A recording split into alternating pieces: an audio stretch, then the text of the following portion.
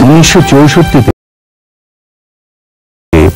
Mohun Bagan club পদার্পণ করল 75 বছরে।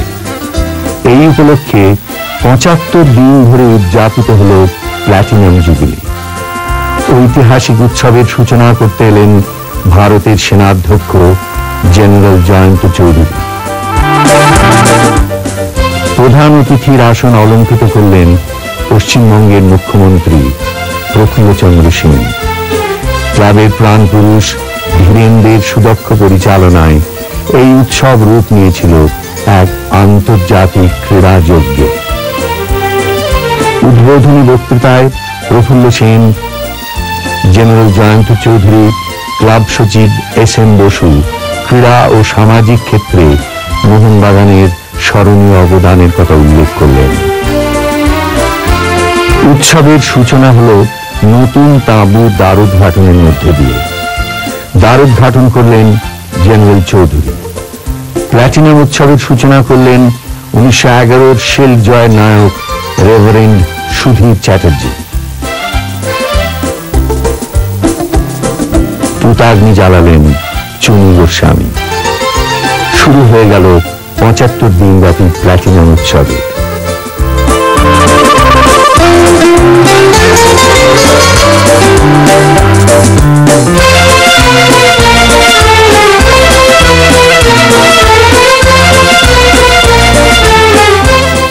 অ্যাথলেটিক্সের আসরে যোগ দিতে এলেন 1964 টোকিও অলিম্পিকে সোনাজয়ী পূর্ব জার্মানির চ্যাম্পিয়ন অ্যাথলিটরা।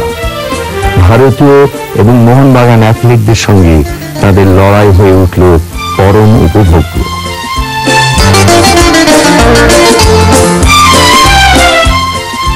হকির আসরে নিয়ে আসা হল অলিম্পিক সোনাজয়ী ভারতীয় হকি দলকে।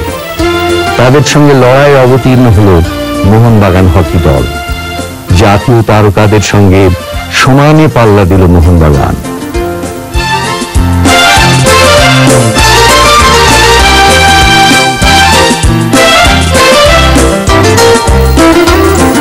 টোকিও অলিম্পিকে ফুটবলের সোনাজয়ী হাঙ্গেরির ফুটবলারদের নিয়ে গড়া তাতাবানিয়া ফুটবল দল খেলল মোহনবাগানের সঙ্গে। নিজেদের স্পিড, টাচ প্লে এবং গোল করার ক্ষমতা দেখিয়ে তাতাবানিয়া স্থান করে নিল কলকাতার মানুষের মনের মণিকোঠায়। স্যার গারফিল্ড সোবার্স, কলিন কাউড্রের মতো বিশ্ববরেণ্য ক্রিকেটাররা খেললেন ভারতের চান্দু বোরদেব, বিজয় মঞ্জরেকার, জয়সীমা, হনুমন্ত সিং, চন্দ্রশেখরদের সঙ্গে। ওদের সঙ্গে পরিচিত হলেন রাজ্যপাল পদ্মজা নাইডু এবং মুখ্যমন্ত্রী প্রফুল্লচন্দ্র সেন। কমনওয়েলথ দলের নেতৃত্ব দিলেন ইংল্যান্ডের রিচার্ডসন। দলে ছিলেন ব্রায়ান ক্লোজ, মুস্তাক মোহাম্মদ, সেমন নার্সের মতো তারকারাও। স্যার গ্যারির চমৎকার বোলিং এর জন্য কমনওয়েলথ দল বেশি রান করতে দিল না ভারতকে।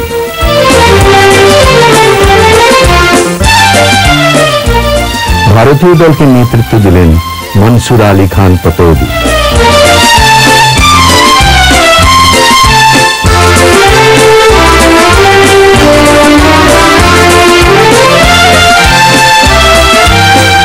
সোবার্সের দৃষ্টিনন্দন ব্যাটিং মাতিয়ে দিল ইডেন গার্ডেন্সের হাজার হাজার দর্শককে। সেই স্মৃতি ক্রিকেট প্রেমীদের হৃদয়ে আজ অম্লান।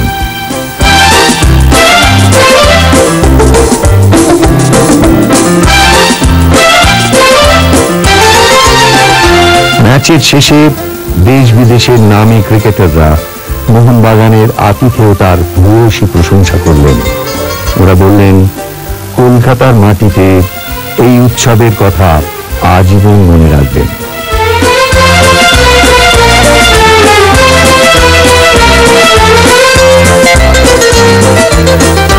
ওই ম্যাচ থেকে সংগৃহীত 50,000 টাকা মুখ্যমন্ত্রীর প্রাণ তহবিলে দান করলেন Dhirendra.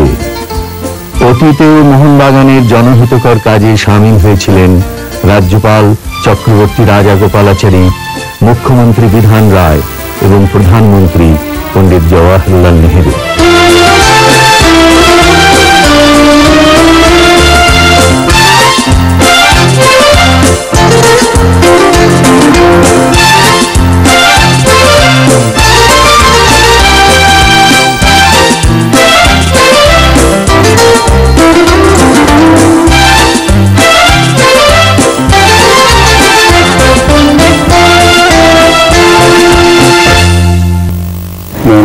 international club, greatest club is a Mohanbagan.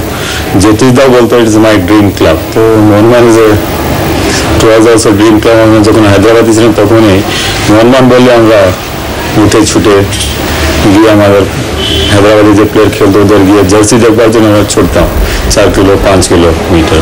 তো ইটস এ গ্রেটেস্ট অনার আমি এখানে এসে খেলেছি থ্যাঙ্কস টু মান্নাদা আমাকে হায়দ্রাবাদ এসে আমাকে নিয়ে এসে মোহনবাগানে খেলালেন প্লাস অল দ্য প্লেয়ার্স আমি খেলেছি then all the supporters and coach like দুদাম পেয়েছি।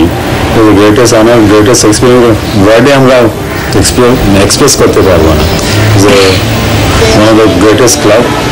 So we are lucky to play in this type of club and represent them being captain.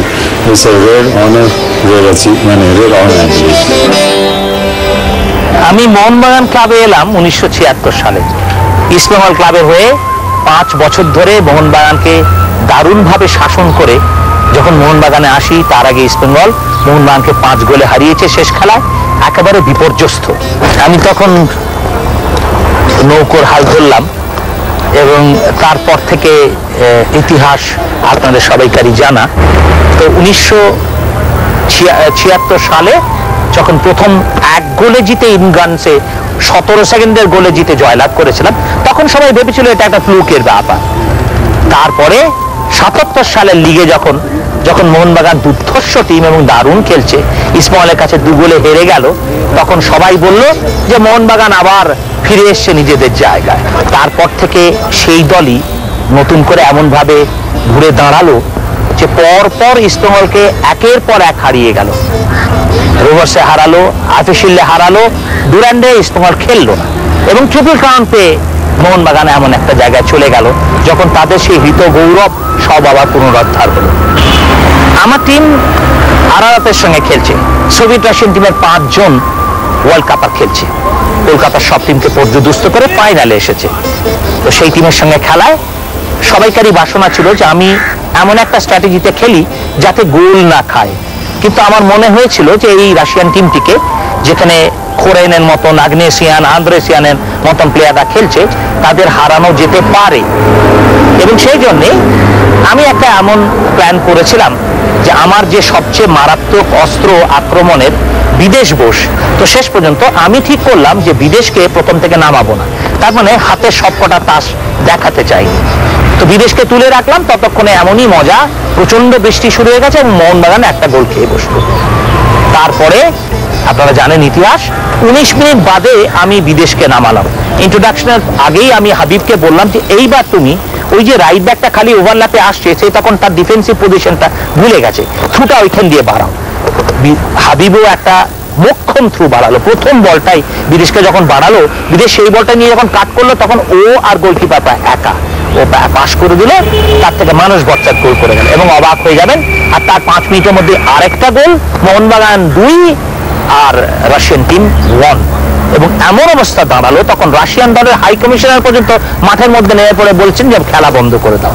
শেষ পর্যন্ত খেলা বন্ধ হয়নি, ওরা আরেকটা গোল শোধ করে 2-2 করেছিল। কিন্তু তখন মোরাল ভিক্টরি বলতে যা বোঝায় মোহনবাগানের করায়ত্ত হয়ে গেছে। আমার